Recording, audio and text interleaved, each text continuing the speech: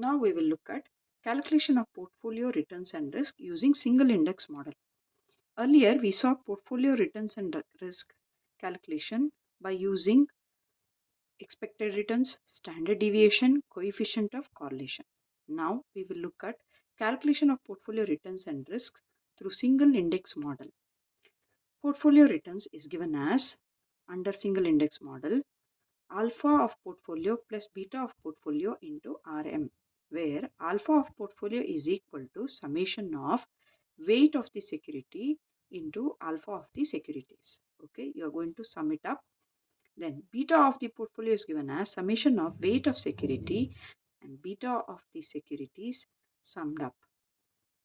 So the individual stock return in single index model is given as Ri is equal to alpha plus beta into Rm. Now portfolio risk. How do we calculate portfolio risk under single index model? That is, variance of portfolio is given here is equal to beta of the portfolio square into variance of the market plus summation of weight of the security, square of the weight of the security into reduced residual variance. Now what are the values? Variance of the portfolio, beta of the portfolio, then we have market variance, weight of security I, and this value is known as residual variance of security I. Similarly, for single index model for individual stock, it is given as variance is equal to beta square of the security and variance of the market plus residual variance of the security. Now let us look at the problem. An investor wants to build a portfolio with the following 4 stocks.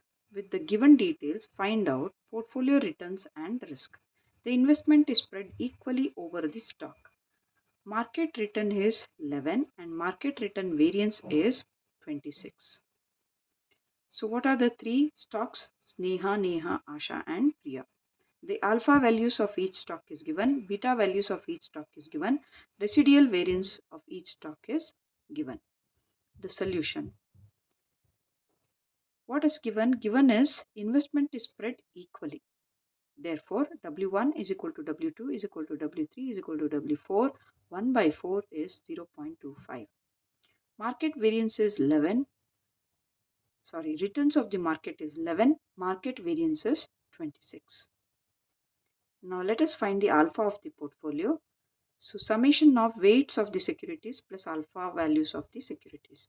So for the first security, weight is 0.25, alpha value is 0.17. Similarly, for second security, 0.25 into alpha value 2.48.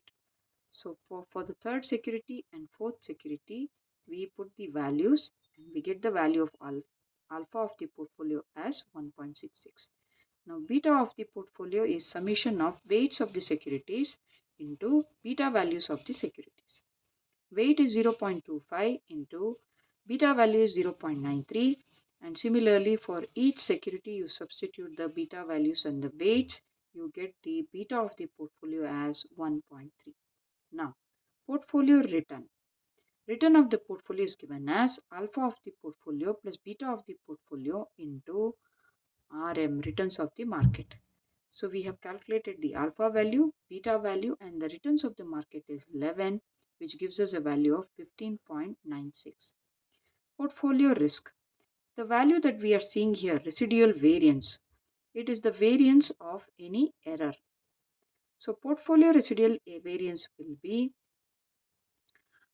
this is the residual variance of individual securities. Now let us look at the residual variance of the portfolio. That will be summation of the weights of the securities, square of the weights of the securities into variance of the individual securities.